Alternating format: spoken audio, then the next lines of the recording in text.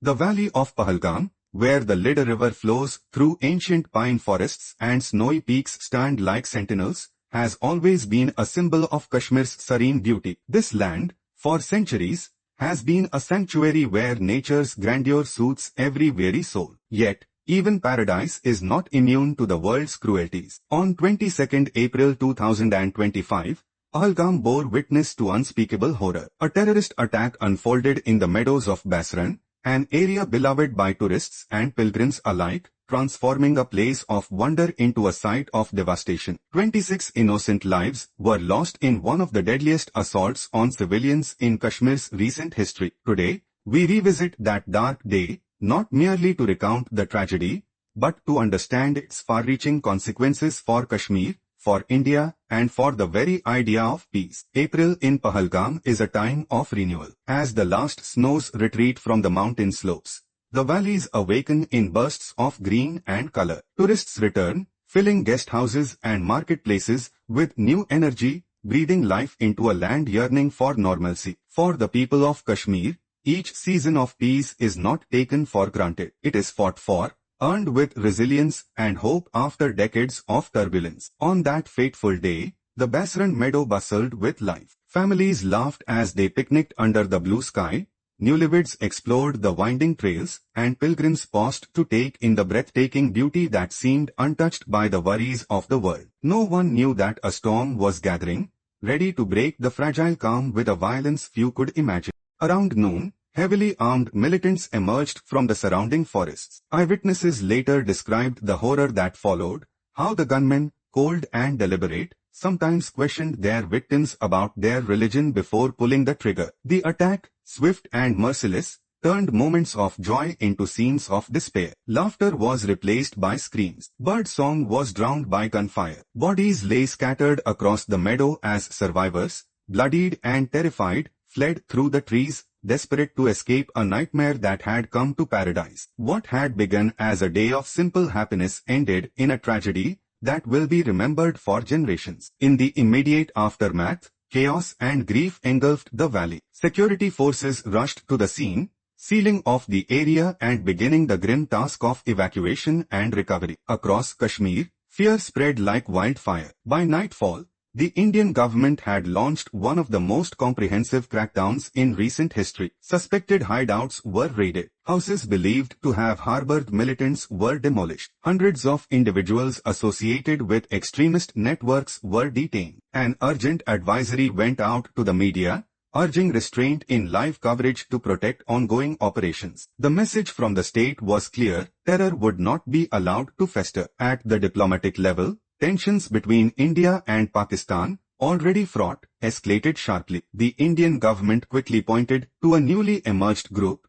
seen as a proxy for long-standing terror networks backed across the border. Prime Minister Narendra Modi addressed the nation and the world, promising that India would pursue every terrorist and their backers to the ends of the earth. His words carried the weight of a country united in grief, yet unbroken in will. India's response was swift and strategic. Diplomatic ties with Pakistan were downgraded. The historic Indus Waters Treaty, a symbol of cooperation even during wars, was suspended, an extraordinary move reflecting the gravity of the moment. Pakistani nationals on short-term visas were ordered to leave India immediately. Border crossings were closed, and diplomatic missions were scaled down. India was no longer content to merely protest, it was determined to act. But even beyond the immediate measures, the Pahalgam attack revealed a more sinister objective. Analysts soon understood that this was no random act of violence. The location, a tourist haven with minimal security, was chosen deliberately. The timing, coinciding with international diplomatic events, was strategic. The targeting of victims based on religious identity was meant to sow division, to ignite communal fires across the nation. It was psychological warfare, as much as physical terror,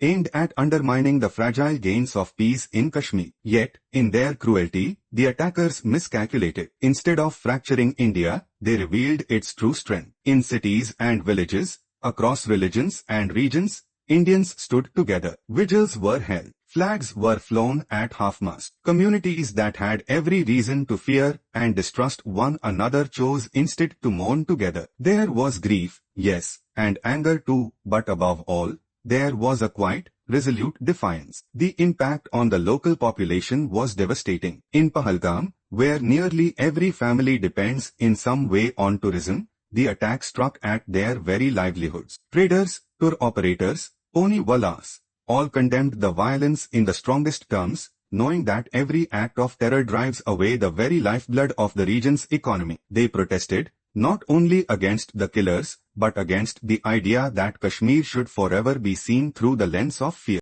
Outside Kashmir, the shockwaves continued. Protests erupted outside Pakistani embassies across the world. In cities like Kathmandu, demonstrators torched flags in rain. Political leaders across the Indian spectrum expressed solidarity and sorrow. Calls for an Israel-style retaliation emerged from some quarters, while others urged caution, warning that escalation could plunge the region into a conflict from which there would be no easy return. Inside India, security agencies moved with renewed urgency. Border areas were swept for infiltrators. Cities braced for potential sleeper cell activities. Emergency drills were conducted. Intelligence networks were sharpened. Across every level of government, there was a recognition that the old ways of dealing with terror were no longer enough. The future course of action for India became clear. Immediate measures focused on preventing further attacks, tightening internal security, increasing surveillance in sensitive areas, and isolating extremist networks operating both within and outside Kashmir. However, the broader strategy was more profound. India began preparing for a long-term shift,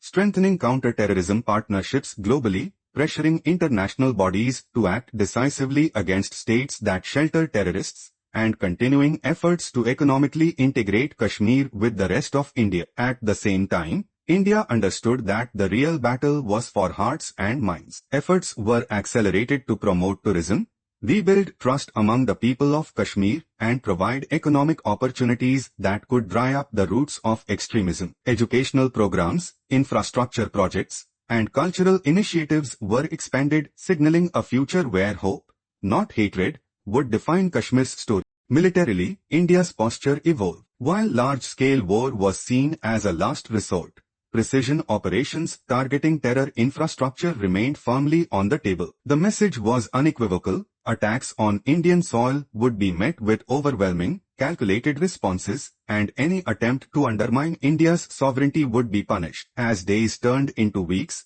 the meadow of Baisaran, though scarred, began to heal. Flowers once again pushed through the soil. Children's laughter cautiously returned. Life, stubborn and beautiful, reasserted itself against the darkness. And through it all, one truth stood unshaken: the spirit of Kashmir and of India would not be broken. The story of Pahalgam is not one of defeat. It is a story of resilience, of a nation that mourns its dead but refuses to bow to fear. It is a testament that even in the face of hatred, the ideals of peace, unity, and hope endure. The Leader River continues to flow, as it always has, carrying with it the memories of those lost and the unbreakable promise that Kashmir will rise again.